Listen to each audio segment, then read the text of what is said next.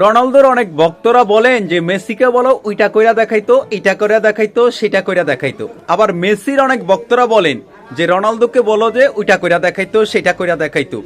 আবার রোনালদোর এক ভক্ত বলতেছেন যে মেসিকে বলো রোনালদোর হাতে যে বিশ্বকাপটা আছে এটা হয়তো মেসির জন্য স্বপ্ন। ভাই, আপনি একজনকে ভালোবাসেন, একজনের আপনি ভক্ত, একজনের আপনি সাপোর্ট করতে পারেন, তার মানে এই না যে আরেকজনকে ছোট করে। এটা actually my point of the view থেকে দিস ইজ নট রাইট।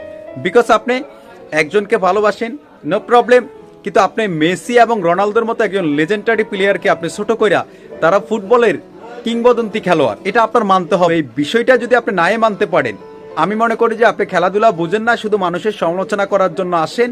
এই সমস্ত সমালোচনা কইরা কোনো লাভ হইব না ভাই।